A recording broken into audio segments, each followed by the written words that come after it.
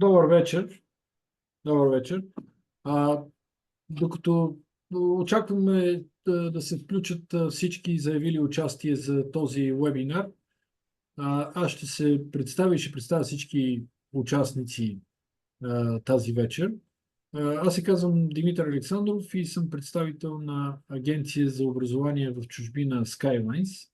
Ние сме официални представители на университета за България и нашата роля е не само да популяризираме възможностите за обучение в университета на Твенте, на Твенте University, но и да помагаме на студентите, ако желаят да кандидатстват в Холандия и в съответният университет, в целият процес по подготовка на документи, подбор на програми, след това, дай Боже, да бъдете приети.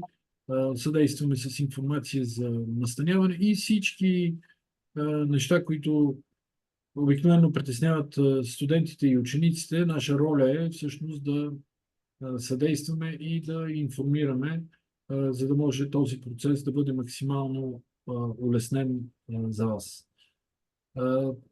Тази вечер имаме удоволствието Луиджи Етиен да ни разкаже малко повече за образователната институция, за програмите, за изискванията.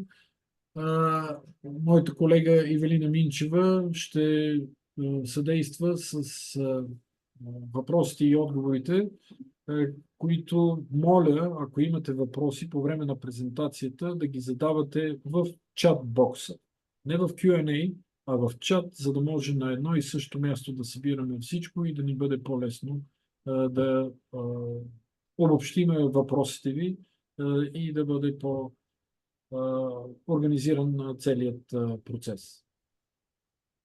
Ще дам още една минутка, за да може, защото виждам, че се присъединяват още хора, да се присъединят. И след това ще започнем с Луиджи.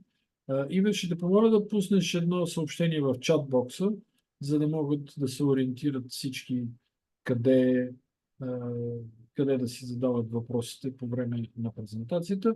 De facto, Луиджи ще направи презентация в рамките на половин час, максимум 40 минути и след това ще има възможност да отговаряме на вашите въпроси. Окей, Луиджи.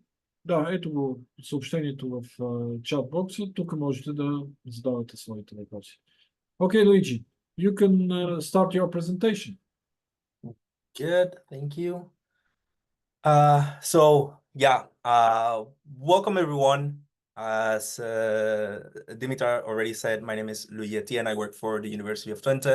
Thank you very much, Dimitar, for the introduction.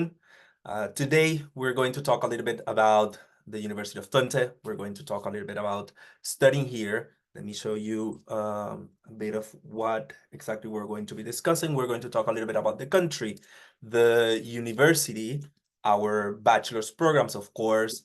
We're going to discuss the application and admissions process, and we're going to talk a little bit about living in the Netherlands, and specifically living in Enschede, which is the city where we're located.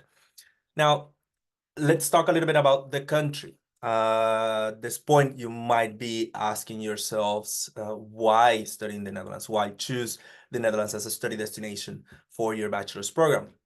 So there are several reasons. I highlighted a few of those here, but let's go through these. One of them is the Netherlands is considered the gateway to Europe. And what does that mean? And why is it relevant to you? Because of the way the country is very well interconnected. Several multinational companies have established their headquarters here in the Netherlands. And that is relevant to you because if after your studies you decide to stay in the country and you decide to get a work here in the country, it's very good for you to know that that is possible. There are a lot of options and there are a lot of startups and international companies that are settled here in the Netherlands. So it's always good to know that that possibility is there for you after your studies. Next to that, you will be living in an international environment. The Netherlands is known historically for being a merchant country. So they have always been in contact with other cultures, and you can see that in the country that we have today. It is a very international country. You will see people from all different parts of the world. And that is always good to know, because it means that you are going to be welcomed here and you are going to feel at home here in the Netherlands. It's a warm and open-minded culture, and this is pretty much related to what I just mentioned. Because of that contact that they have had historically with other countries, they are very much open to other cultures. So that's always a good thing to know. You're not going to be alone, or you're not going to be segregated in any way. You are always going to be welcomed here. Another of the reasons that are highlighted here is the high quality of education. It's very noted that the quality of education in the Netherlands is comparable to the quality of education in countries like the US or the UK, but the prices are quite low compared to those countries. So you will be getting a high quality education here in the Netherlands. Next thing is the amount of English taught programs. The Netherlands is the #1 non-English speaking country with the most amount of English taught bachelor's and master's programs. So you will find a broad range of possibilities, a broad range of programs here in the Netherlands. The excellent jobs opportunities relate to what I mentioned in the beginning as well, and the good quality of life. Now, this is a map of the Netherlands, and you will see that the pin has been dropped in a city called Enschede. Enschede is the city where the university is located. We are located in the eastern side of the country, in the border with Germany.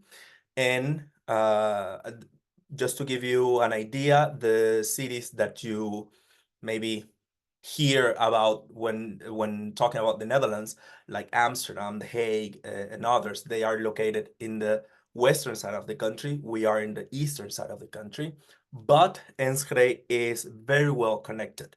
As you can see here, we show you a bit of how much it takes to go from one place to the other. As you're going to be studying abroad, you're going to be studying in a different country, it's very normal for you to want to explore and visit not only that country, but other places around. So it's always good to know that Enschede is very well connected, and it's very easy to move from one place to the other, either nationally, so visiting Amsterdam, Rotterdam, etc., or visiting other countries around. So now that about the university, the country. Now let's talk about the university, because it's very common for students to not have heard about the university. That's completely normal. So now I'm here to talk to you and to introduce you to the University of Twente. The University of Twente is the only all-in campus in the Netherlands. What do I mean when I say all-in campus? The type of campus that you see, for example, in the movies from the US, where everything is located in one place. So instead of having buildings all over the city, all of our buildings are located in one place. Our educational facilities, research facilities, but also other things like sports, housing. We have a restaurant, we have a supermarket. All of that is located on campus. The image that you have at the right now in your screens is an actual photo of the campus of the University of Twente. It's a very green area, but it's an area that contains everything that the student needs throughout their educational years. Now, a few facts about the campus of the university. We have a 1.5 square kilometer campus, so it's quite big. And that's also why all of the facilities are located on campus, because there's a lot of terrain for that. We have more than 130 student associations that are based on a lot of different things, based on studies, but also based on nationalities. We have student associations based on other interests. We have student teams like our solar team and others. So there is a lot to explore here on campus. There is a lot for everyone. If you're into sports, you will find associations based on sports. If you're into other things, you will for sure find something here on campus. Now, as we are a technological university, the labs are also a part of the core of what we do. So we have more than 300 labs on campus, and we have also housing on campus. We have more than 3,000 houses on campus, and we're currently building some more. So that is also something very interesting to know. Now, about housing, we also have the possibility, the student also has the possibility to live in the city center of Enschede or in the city center of Hengelo, because we are in the city of Enschede, but we are in the border between two Dutch cities, Enschede and Hengelo. So it takes the same time to go from the city center of Enschede to the campus than it takes to the city from the city center of Hengelo to the campus. So 3,000 is what we have on campus, but students have a lot of options other than the houses that are on campus. Next to that, our student population is currently at more than 12,000 students, of which 33% are international students. This is very interesting because you are not going to feel alone. You're not going to be the only international student around. You are going to be surrounded by a lot of local students, so Dutch students, but also a lot of international students from everywhere around the world. We have students from any country that you can imagine at the moment. So if you might be studying with a student from next to a student from the Netherlands, but then you also have a student from India, a student from one or several countries in Latin America, students from Asia. And this is very important for us as a university. It is very important for the students to be exposed to that international environment and learn how to interact with people from other backgrounds. And that is actually a very important part of our education. So for us, it's very important to have this amount of this, or this percentage of international students on campus. Next to that, we have more than 7,000 bachelor students and almost 5,000 master students. So these are a few facts and figures about the University of Twente to give you a short introduction to the university, and so that you know a little bit more about the place where you are hopefully going to start your studies soon. Now, education and research is distributed within 5 faculties in the University of Twente. As you can see right now, most of the faculties are engineering related, STEM and IT related. And that is because we are a research university of technology. So the core of what we do is technology, it's research, and that's why all of our programs have a certain component of technology to them. We do have one faculty of social sciences, the faculty of behavioral management and social sciences, and that's where we also provide programs like communication sciences or psychology, or a few other business administration, a few other programs that are not STEM and IT related. But because of the type of university that we are, all of those programs have a certain technological component to them. So this is how education and research is distributed. And now let's talk a little bit about the bachelor's programs. So we've talked about the country, we've talked about the university, but then what about the bachelor's programs? Before we dive into a list of programs, it is very good for you to also understand how is the education taught here at the University of Twente. Because as a way to make studying effective and also to make it future-proof, improve and more engaging, the university developed its own educational model. It's called the Twente educational model. And what is this about? The Twente educational model is based on 3 core aspects. One of them is the 3 professional roles, we call it that way. It's because the university wants to train highly skilled professionals, and it wants to train to make sure that those professionals are prepared for the future in the labor market. Next to that, the student-driven learning. And the idea of the Twente educational model is that it is student-driven, and it is also based on projects. So you will be leading your education.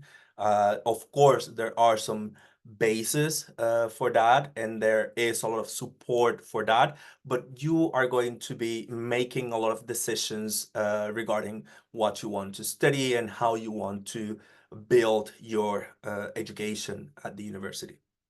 Next to that, the third characteristic of the educational model is that the education is based on modules, and it's a project-based education. So later on, I'm going to show you a little bit about how is the bachelor's structured, and you're going to understand what I mean when I say it's based on modules. But for now, it's good for you to know that that is part of our educational model. So education is going to be based on modules, and it's going to be project-based. Each one of those modules that you're going to see later on is developed around a project that you're going to be working on. Oops. Second. Yeah, there it is. Now, the bachelor's programs. This is a list of our bachelor's programs. These are the programs that we currently offer at the university. You might notice the division there. It's divided between alpha gamma programs and beta programs. So what is this? What is alpha gamma and what is beta? We divided our programs in these 2 categories to distinguish which programs are engineering or IT related and which ones are not. So you will notice that alpha gamma are all of our programs, all of the programs that are not engineering, and all of the engineering or STEM and IT related programs are beta programs. Next to that, you might also notice that next to psychology, there are some letters, the NF letters in blue. What does that mean? In the Netherlands, contrary to what happens in the US or other countries, you are not competing for a spot. In the Netherlands, as long as you have the requirements that are listed by the university, the admission requirements, you are admissible for the bachelor's program. That is except for the programs that are numerous fixes. That's what NF means. NF means that we have a limited amount of spots for that program. So if you're, for example, interested in psychology, in the case of the University of Twente, we have 450 spots for our psychology program. So if we get 450 students or less, then everybody gets a spot, of course. But if we get more than 450 admissible applications or applicants, then there is a selection process for psychology. That also means that the application process for the psychology bachelor is shorter. So we have the deadline is way earlier than the deadline for other programs because we need to take into account the time for the selection process. So this is the only exception in the list. Other than that, you will notice that the rest of the programs none of them have any exceptions or numerous fixes. This entire list that you're seeing here is a list of English taught programs. Most of our programs are English taught because we're an international university. So all of these programs that you see listed here are English taught programs. So that also means that you do not need to learn Dutch in order to come study at the University of Twente. Dutch is always recommended in case you want to stay. It gives you way more opportunities for applying for a job. And because of that, the university offers Dutch courses for the students, free Dutch courses for the students. But you don't need Dutch in order to study with us. So all of these are English taught programs, and what you're going to be asked is to have a certain level of English. We will talk about that a bit further. Now, how is the education structured at the University of Twente? How is a bachelor's program structured at the university? This is the bachelor program structure with which the university provides education. I mentioned before the modules. You will see that there are boxes. Each box has a certain text in it. Each one of those boxes is a module. So 4 modules per year, and that is the whole structure of your bachelor.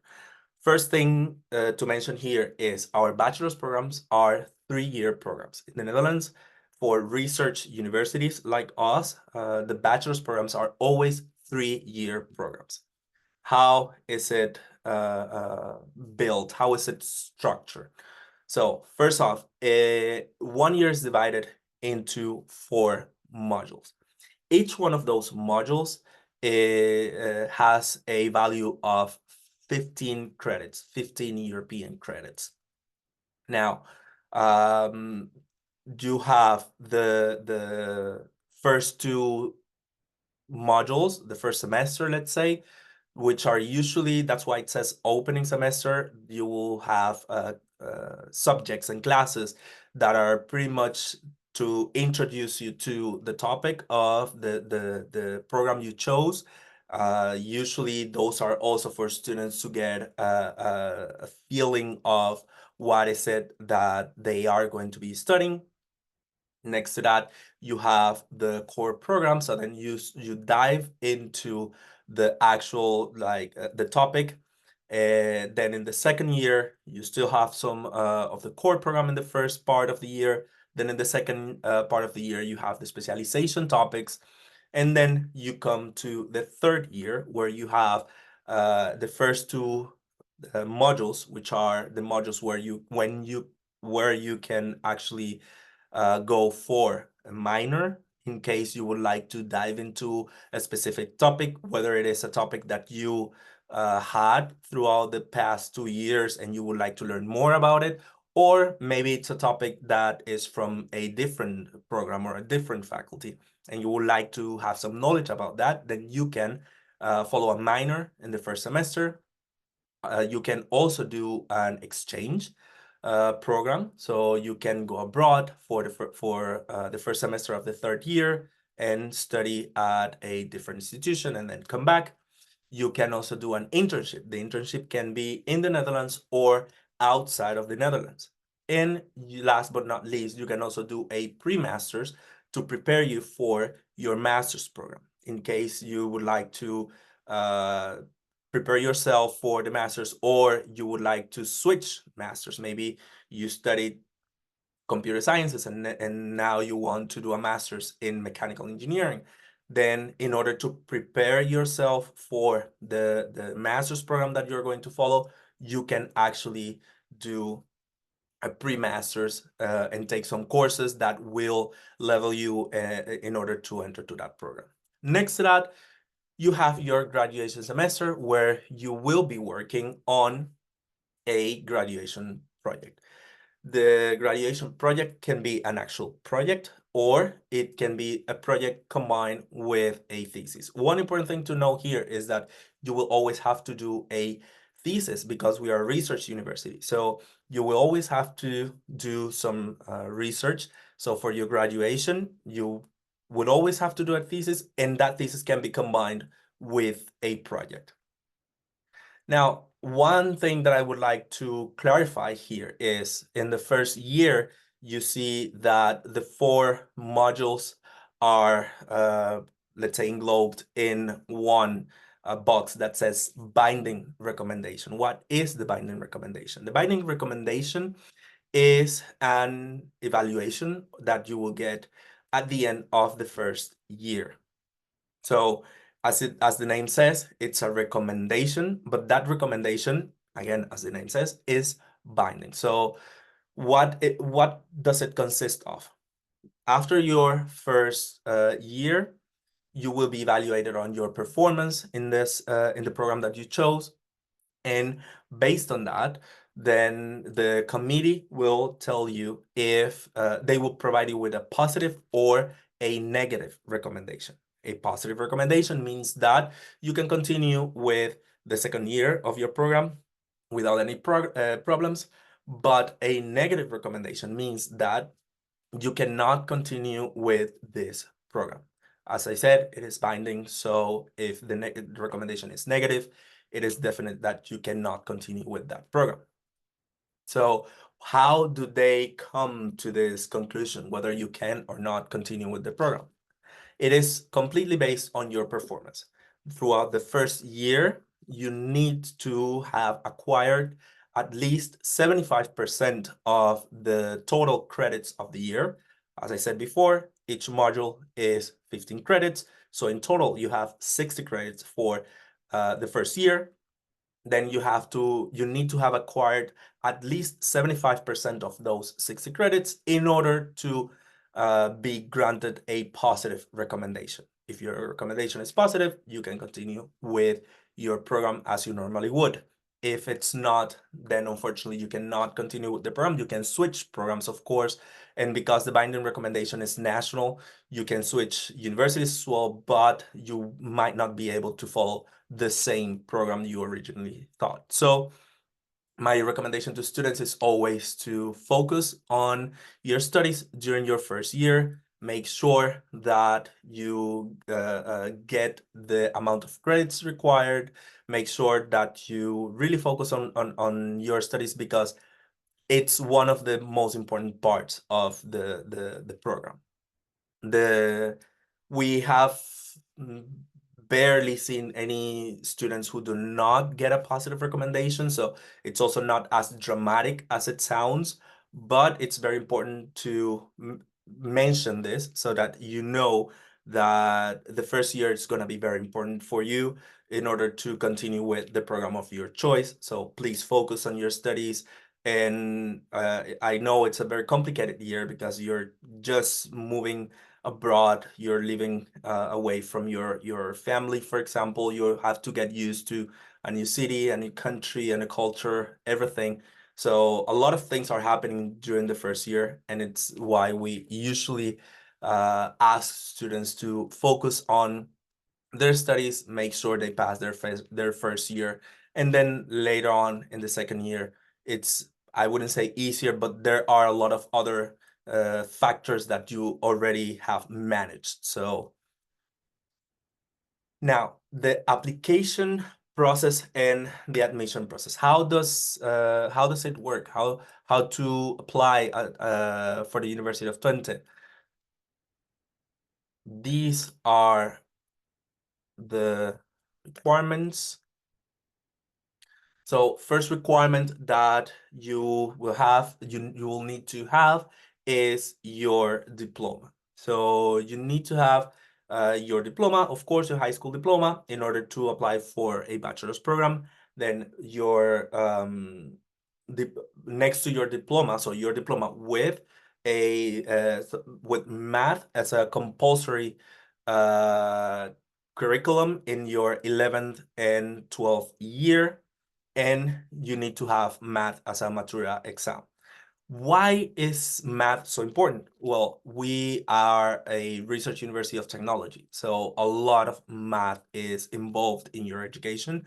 So that's why it is a very important requirement in your admission process. So you are going to be asked a lot about math in your admission requirements. Next to that, as you can see here, for the technical bachelor's program, the math is also required as profile. So you need to make sure to have math as a profile. in your curriculum for the 11th and the 12th grade. Sorry. And depending on your choice of program, there are other requirements like physics, chemistry, or biology. So you have the general requirements, which are the first group, and then depending on the program of your choice, you will need some others. For example, if you decide to go for chemical science and engineering, the program chemical science and engineering, then chemistry. So depending on the program of your choice, you will be asked for some additional requirements. And last but not least, there is an English requirement. As I mentioned before, we're an international university, so our education is taught completely in English for the programs that I showed you before. And that means that in order to be admitted for a program, you need to prove your level of English. And for that, you can provide an IELTS exam, you can provide a TOEFL exam, a Cambridge C1 Advanced, or a Cambridge C2 Proficiency. If you go for the IELTS, you need to have 6.0 as an overall score and 5.5 per section. If you go for the TOEFL, you need an overall score of 80 and 18 per section. If you go for Cambridge C1 Advanced or C2 Proficiency, then you need to have 169 as an overall score and 162 per section. Now, that about the application process. Then the application requirements, sorry. Now, how does the process go? The application process opens on the 1st of October. So if you're interested in starting your studies next year in September, the application process already opened the 1st of October. It always opens the 1st of October of the year before. You have until the 1st of July to submit your application. So that's a deadline for submitting your application. I would always recommend to submit your application earlier than that, because if there are any issues, any documents missing or anything, then it gives you time to make sure that you have everything, that you fix any issues that might come up during the process. So I would always recommend not waiting until the 1st of July. Make sure you submit your application early. Then you have until the 1st of August to accept the offer of admission.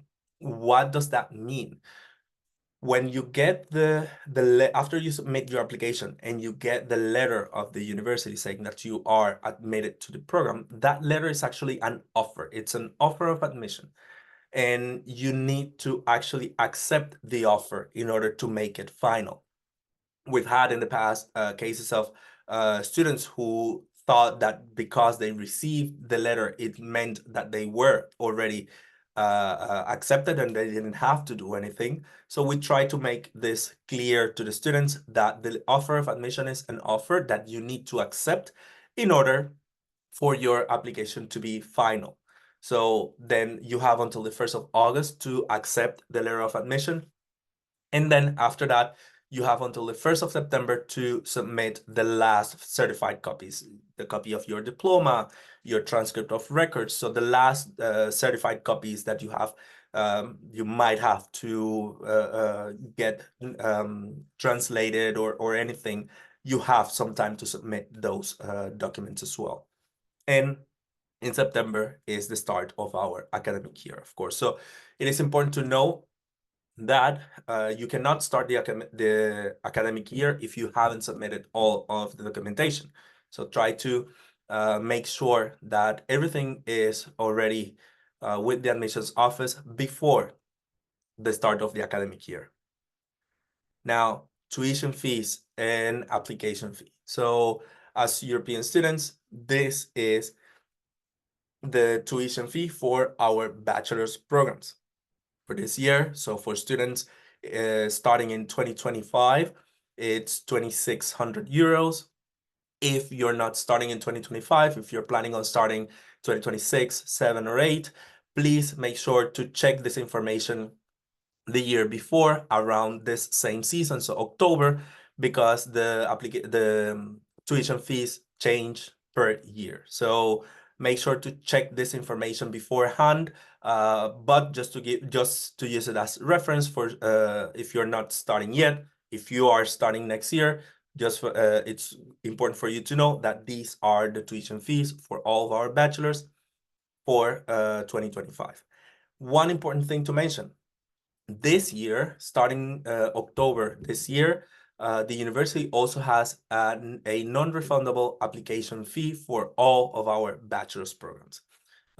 In the past, we did not have an application fee, and so far we were the only Dutch university without an application fee. Starting this year in October, we do have a 100 euro non-refundable application fee. So when you submit your application, you are going to be asked to also pay the application fee. This application fee is not per application. So it's not that if you're applying for 3 programs, then you have, sorry, it's not per program. So it's not that if you're applying for 3 programs, you have to pay an application fee for each one of them. It's the application fee is personal. So it's per application. You submit your application for the programs of your interest and you pay 1 application fee. So that is good to know. We also have way more information about this on the website. And of course, our partners are at Skylines can always help you out with this information if you have any doubts or if you still have any questions about the application fee. Now, how is it living in Enschede? What does Enschede have? I guess that most of you haven't heard about Enschede before, and it's quite normal. So I think it's good to talk a little bit about the city as well. Enschede is a rather small city. Enschede is a 160,000 people city, so that's quite small, let's say. Medium-sized city, maybe.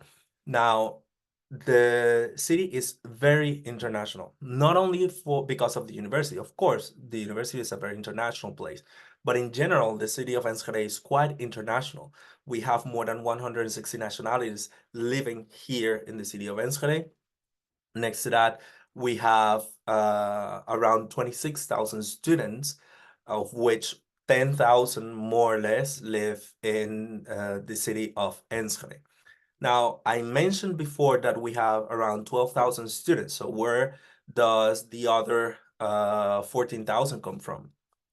The University of Twente is not the only educational institution in the city of Enschede. We also have an applied science university called Saxion. Next to that, we have a conservatorium, we have an art school, and we have a vocational school. So there are several other educational institutions, and all of their international students are also students, and international students are living in the city of Enschede or around it. So as I mentioned before, a lot of students also live in Hengelo. So those are the students that the student population that we have in the city of Enschede. Now, the city is, as I said before, it's a very green area, is rather small based on the amount of people that live here in the city, but it's a city that is very lively and that has everything that you might be interested in. You have cinemas, museums, theaters, you have cafes, restaurants, a lot of festivals happen in the city of Enschede. You also have a lot of sports going on. The stadium of the FC Twente is here next to the university, actually, and you always have something to do here in Enschede. It's a very lively city. There's a lot for you as a student to do, to explore, to experiment here in Enschede. Now, how much does it cost for you to live in Enschede? This is an estimation that we make every year.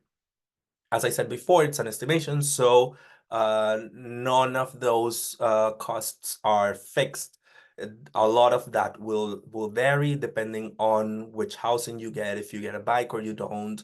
Yeah, there's a lot of things that will vary from student to student, but on average, this is what we estimate that a student can be spending per year living in Enschede.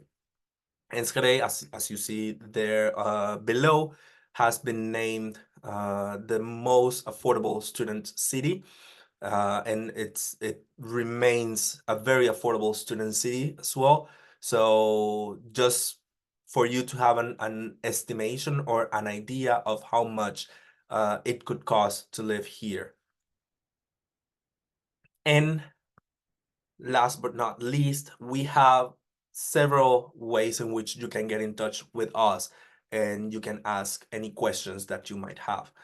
For example, we do have a Bulgarian Instagram account managed by a Bulgarian student where you can reach out, you can ask your questions, you can talk to them in Bulgarian. He is actually Bulgarian and he's there and he's willing to support you and to help you with any questions that you might have. But next to that, we have other possibilities for getting in touch with us. For example, you can plan an online meetup with a student, with an actual student who will talk you through everything and will explain everything that you would like to know about the university, about the study program, etc. You can also become a student for a day. If you're ever in the Netherlands and you would like to visit the campus, we can plan a campus tour for you, but you can also become a student for a day. You can join one student and join their lectures and see how, get that feeling of how it is to be a student at the University of Twente. We also have other events, for example, this webinar. We also have events, sometimes we have events in person. You can also join one of our open days or if you're ever around throughout during the days of the open days, or you can also join our online open days, which are coming up. So there are several options to get in touch with us. And last but not least, you can always reach out to our partners in Bulgaria. So Skylines, they are also there to support you and to help with any questions that you might have and to help you throughout the application process. So do not doubt, do not hesitate to reach out, and they will always be able to help you. And this is it. We have come to the end of the presentation. Thank you very, very much for your time, for being here. And well, I hope that I can answer your questions now. Thank you, Luigi. I hope everybody hears me. So now I'm going to read the questions that arose during the presentation, and there are new ones popping. So let's start with the question of Anna. Is it possible, although you answered, Luigi, is it possible to apply for an IT major without a matriculation exam in mathematics? What you said about the Bulgarian diploma. About the Bulgarian diploma, yeah. Not really. You will need the math, unfortunately. So yeah, I think that pretty much answers the question. Yes, for all programs, doesn't matter if it is psychology or business or technically oriented. Martin has two questions. First one is, since 12,000 students study in Twente and there are only 3,000 housing spaces, where are the other people living, in Enschede or somewhere else? This is the first. Yeah, most of our students, so here's the thing, as I said before, we have around 3,000 housing on campus, but of course, we as a university do not guarantee housing, so it's not that the university will offer you housing. You have to search for it, and you can search for it either on campus amongst those 3,000, or you can live in the city center of Enschede, or you can also live in the city center of Hengelo. So as I said during the presentation, you are not limited to living on campus. It takes around 20 minutes by bike to come from the city center of Enschede to the campus, and it also takes around 20 minutes by bike to come from the city center of Hengelo to the campus. And actually, funny enough, I usually get this question during presentations or during events, but most students actually choose to live in the city center. So there is a lot of possibilities, either in Enschede Hengelo or in the campus itself. Okay, thank you. And there is another question from Martin. I answered actually, but let me read it. I cannot see the list on the list of the bachelor programs, the program Creative Technology. Is it studied in English as well? Yes, create is in English. I think that might have been a mistake, but the create program is English, an English taught program. So you're right. Yeah, and it's also listed in the bachelor programs It in was the there, website. okay. So, okay. Alexander is asking about the English requirements. If I don't, it's in Bulgarian. If I don't have neither of the mentioned certificates, the accepted certificates, which one would you recommend me to take? Mhm. Which one I would recommend you to take? There's no preferred one. I do notice that depending on the country, students usually have a preference. Like I was recently in Romania, and students are usually going for the Cambridge.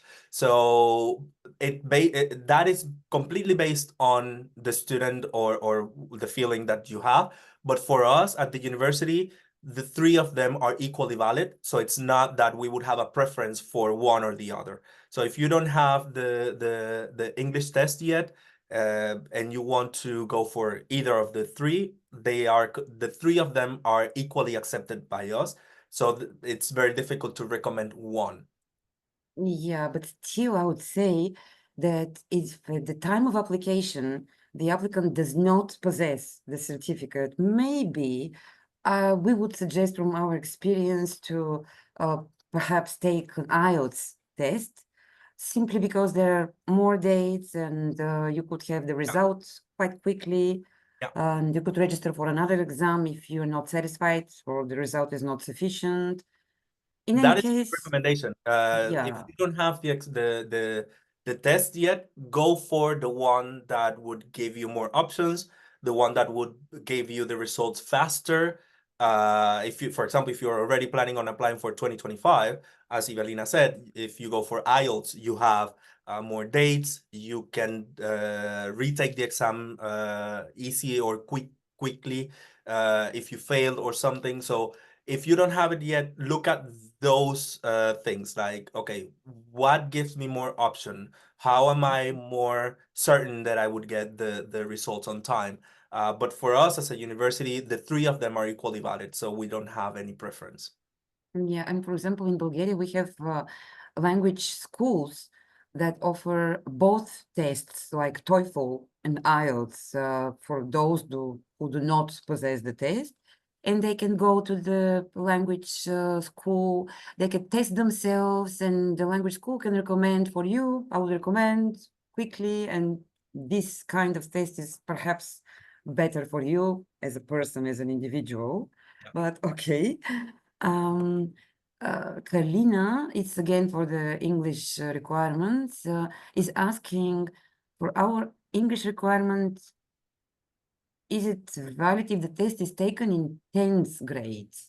So for example, if an applicant is now in the 12th grade, going to apply for 2025, that is about the that's, expiration time. That yeah, depends on if you go for the Cambridge is for life. But if you go for the IELTS, for example, or the TOEFL, they have a validity of 2 years. So you need to take that into account and make sure that you are within that period. Yeah, thank you. Tanya is asking, is the fee of 2,600 euro per 1 year, or is it for the whole bachelor study duration of 3 years? Good question. It's the tuition fee per year. So that's what you will be paying for each one of the 3 years of your studies. Is it worth mentioning that actually the programs are more expensive, and simply because we are from the European Union, we are like taking advantage of this fixed and reduced fee. Yeah. As European students, you get a discounted fee because for the EU, the EU subsidizes study for their students. So as a European students, you get a lower fee. Lucky us, I would say. Okay, Adelina is asking, are the dorms shared with other people? And if so, how does the university decide the combination with people? And how much euro were the dorms? And are we paying for a month or for another time of period? So many questions. There are several questions in one. Okay, the first question is, they're not dorms. They are apartments where you live, and you can live. There are several options. Right now, I'm going to talk about the ones on campus. Of course, outside of campus, you have the same options and maybe even more. But for example, to use it as an example, on campus, you have studios that you where you live on your own. You don't have to share anything with anyone, but you also have shared spaces where you can share with one other person all the way up until maybe 12 people. So there are a lot of options there in between, and that's also why, and coming to the next question, I cannot give you a price for your stay. We made an average, an estimation in the slide that I presented before, and we estimate that the starting, like the base, is something around 450 euros. But I cannot tell you that that's what you're going to be paying. That depends on a lot of things, because a studio for your own costs more than an apartment that you're sharing with two people. An apartment that you're sharing with two people costs more than an apartment that you're sharing with 12. So that will depend a lot. And because the university does not, and I think this was the third question. So because the university does not offer housing, it's not that we assign you to a house. So you are going to be searching for your house during your application process. As I said, we usually recommend to start looking for housing early, so around May or so. Then you start looking for housing. You can start looking for housing on campus, outside of campus. And now that I am in this topic, I also want to recommend something. I think housing is a topic that is usually stressful for students, and it makes a lot of sense. Now, one recommendation next to starting early, please start early. One recommendation next to that I will make to students is reach out to other students. We have this Instagram account with a Bulgarian student. Reach out to him. He can give you some tips and tricks. He might know someone. If like, reach out to the Bulgarian Student Association. They might know of people who are leaving, and there's a space available. So reach out to students. Students usually are very much involved, and they know people, they know places, they can give recommendation. So that's another tip for when looking for housing. But yeah, I think the three questions were answered, if I'm not mistaken. Perfect. Thank you. Even more. Dimitar is asking, is math obligatory for applying for non-engineering bachelor's programs? And can you apply alternatively with biology, chemistry, etc.? Math is obligatory, yes. For all. For all. And applying with physics, chemistry, or biology is it's an alternative for, not an alternative, sorry. It's part of the application for specific programs. So it's not that you can replace math with chemistry or math with physics. You are going to need math either ways for all of our programs. But there are specific programs, like the example that I used during the presentation about chemical science and engineering. There are specific programs that will require, next to math, another topic. Yeah, and if you, for example, send the program, we can check and tell you now what are the requirements apart from mathematics. If not now, you can write later in an email or get in contact with us via phone, etc. Yes. We can always check and tell you the requirements exactly. Bujidar is asking, that's really also a good question for the specific Bulgarian diploma for 2 years already. Are the Matura exams from grade 10 taken into consideration, or only those who they take in the last year, grade 12? And I can answer if Okay. you don't mind. That actually Matura exams are taken only for the final Matura, which you are doing in 12th grade, because only 11 and 12 grades during the recent changes in Bulgaria are the 2 grades that comprise the Bulgarian diploma of secondary education. Even though when you apply, you're quite welcome, even like it will be good and recommended to also take a transcript for grades 10 and 9, like for the whole 4 years, and let the university decide which years to take and what to consider from what subjects you have taken and grades. Then I continue. Okay, Radi is asking, if you have an IB diploma, do you still need a test? Maybe he's talking about the English test, I Oh, think. okay. So if you have an IB diploma, the English test will depend. If your IB program is in English and you have taken your exams in English as well, then you are exempted from the English requirement. So it depends on the situation of your IB. One important thing to mention here, now that you mentioned IB, thank you for mentioning it, is you need to have the IB diploma, not the IB certificate. Just take that into account. With the IB diploma, you are directly admissible for our programs, not so with the IB certificate. So take that into account. And regarding the exam, it will the English exam, it will depend on your IB, if your IB program has been in English, and your exams in English. Yeah, I just sent a link in the chat about the requirements for an IB diploma, and they vary also with regards to the different bachelor program. So you should keep in Yes. mind the subject requirements, and that's important.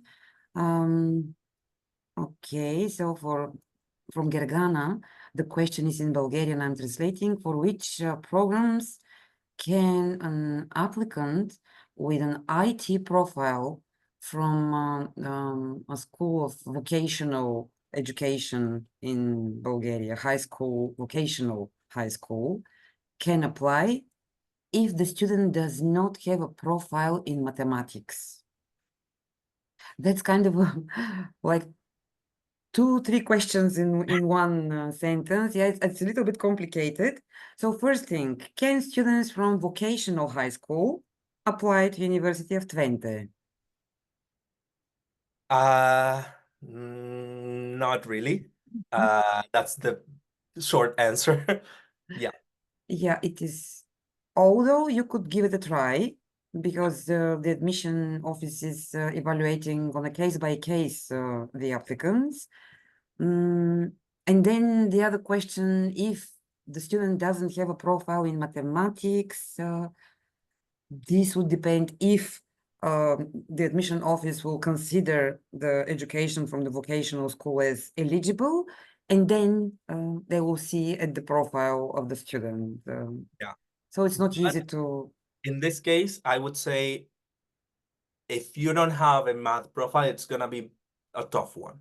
So take that into account. The math is always going to be important because of what I mentioned before. So yeah, you can always give it a try. And as Evelina said, applications are evaluated on a case-by-case basis.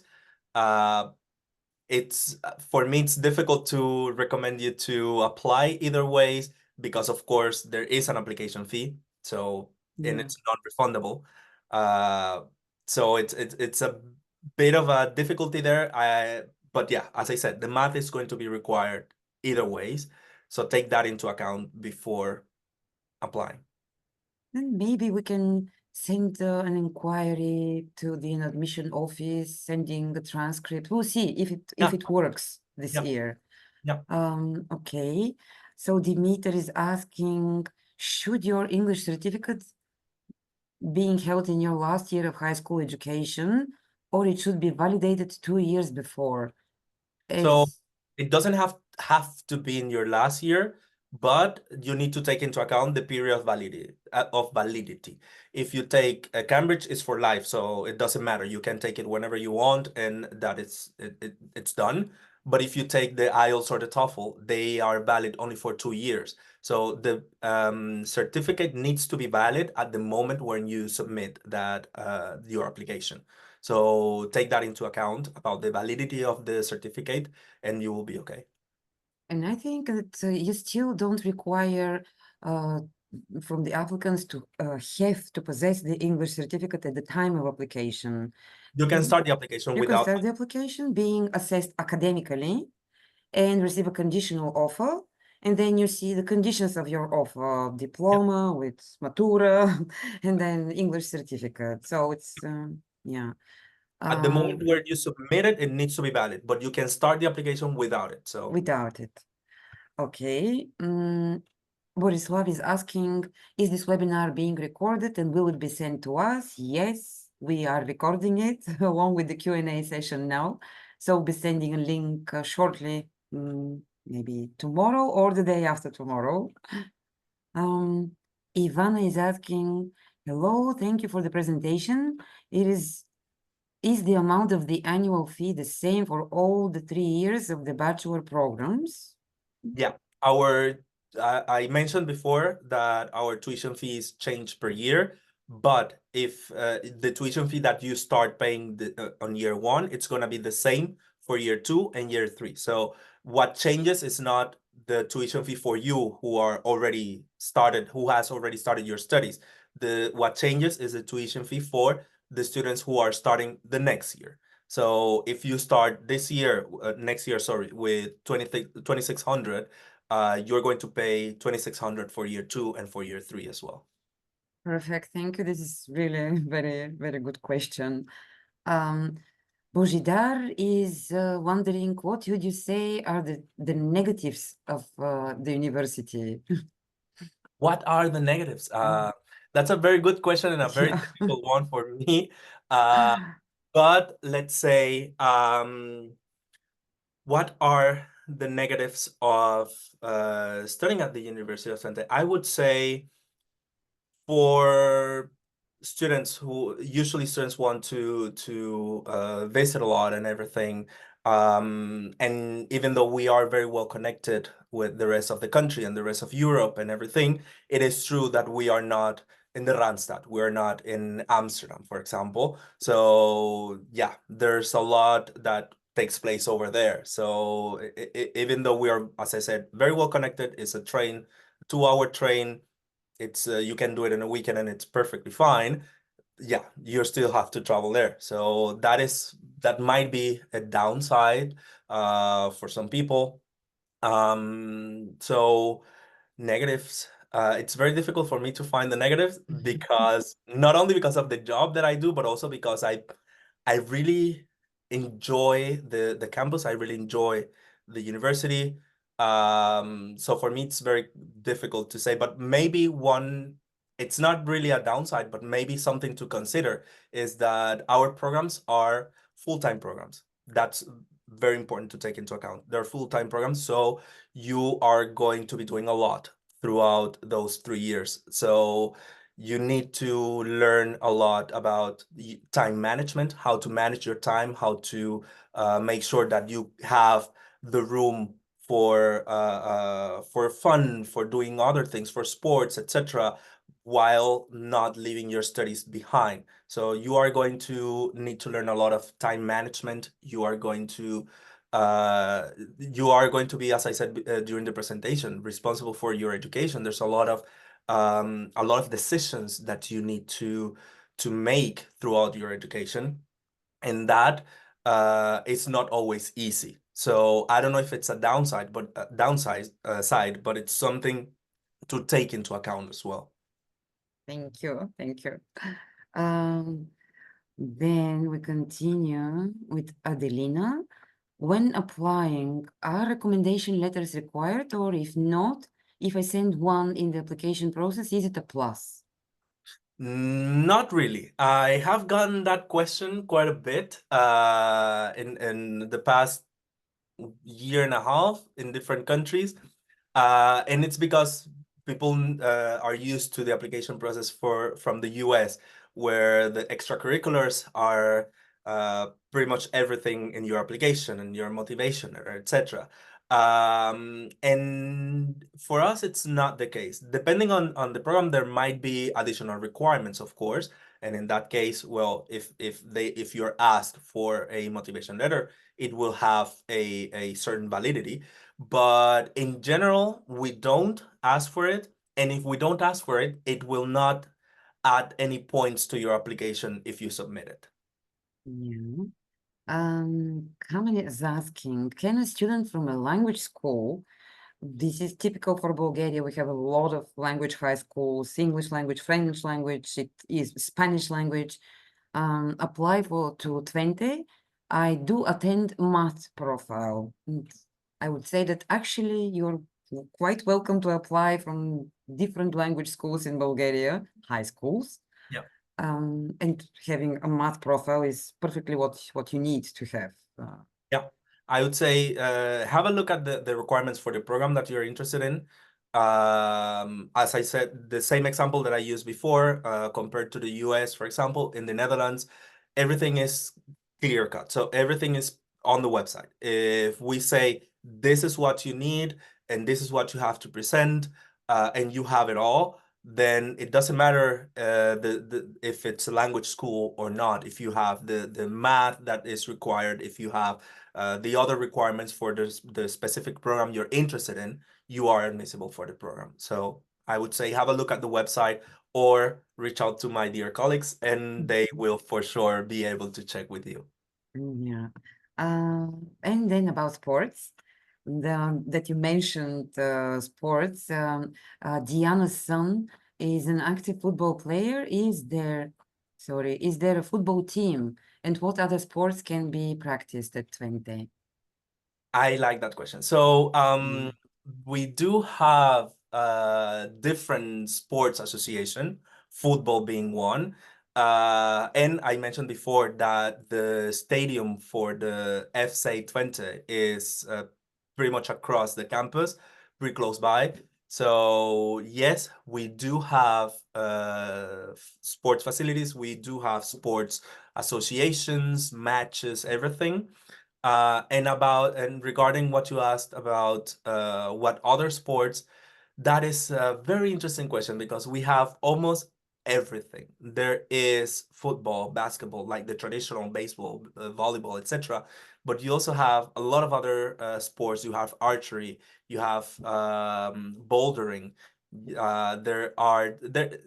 We have so many sports that you even have an association for Quidditch, which is the Harry Potter game. Do not ask me how it's played. You can Google it. I've never played, but that's one option, and that already tells you a lot. That already tells you how many sports can be played here on campus. So yes to football, but also yes to a lot of other options. Yeah, as I know, you actually can join the football team only after being a student at Yes. the University of Twente. So Yes. there is no way to know this in advance and to apply. Yeah. Okay, so Theodore is asking, if I haven't studied physics as a profile and thus cannot do a matura, is there a possibility to do an additional exam from the university itself? I was waiting for this question or this sort of question. So what are you gonna recommend in this case about the exams, additional exams? So physics depends on the program of your interest. Important to know that. If you need physics and you don't have it, we as a university don't have any additional exams, but there are exams available that you can take. But we as a university don't offer them. There are third-party exams. We don't offer any additional exams in that case. Yeah, to mention at least one is James Boswell. Boswell, yeah. Boswell. And then there was another one, CCVX or CCVI. X. X, yeah. Okay. And Adelina is continuing with the sports question. Are there swimming pool part of the offered sports at the university? Yes, we Okay. have two swimming pools on campus. One is indoors and the other one is outdoors. Of course, the outdoors is available when there's good weather, so spring and summer. But for winter, you also have indoor pool. And the city also has several swimming pools available. So you can swim on campus, of course, and if not, you have other options in the city. Okay. For the moment, I don't see questions in the chat. I see in the Q&A. But this was the question about the physics, actually. Yeah. Oh, and can I ask you about what is do students have a sports card? Yes. Yeah, you have all of our sports facilities available. So as a student, you can use all of our sports facilities. You only need to get a student union card, it's called. And the union card is, if I'm not mistaken, it's still 50 euros per year. And it gives you access to all of our sports facilities on campus. So even if you are interested in one sport, but then, yeah, one day you decide to give a try to something else, or you want to go to the gym or whatever, with that same union card, you have access to all of our sports facilities. Great. Thank you, Luigi. Thank you very much. Maybe one final question from Darin. Is it the same for maths, like for physics, that what we just spoke, to take an additional test? Take an additional test. Yeah, you can take an additional test. They are listed also on the website which ones you can take. The Boswell, for example, you can take it for your math as well. So there are options. One important thing, please take into account the dates of the exams, because those they have like specific dates. So you need to take into account the dates and your application deadline to make sure that everything falls into place. Thank you for reminding this, pointing this. Well, Yeah, I don't see any more questions. Are well, there any? Darin only wants to clarify. So if I'm not in a math profile, I can still do the test and apply to Twente. That's Yeah. what he's asking. Yeah. Okay. All right. Well, Luigi, thank you very much. Just once again to summarize and to say thank you to everybody that who have participated here. We have recorded this webinar and we'll be sending it to all the participants in a follow-up email. Luigi, thank you once again. Yeah. Thank you very much to you both. Thank you for organizing this and for all the support, and to the students for being here. For me, it's very nice to see that we had so many students and so many questions. So thank you very much for your time. And of course, if you have any questions, you can reach out to our partners, and Skylines will be happy to support you as well. Thank you. Thank you once Thank you. again. Bye-bye. Bye.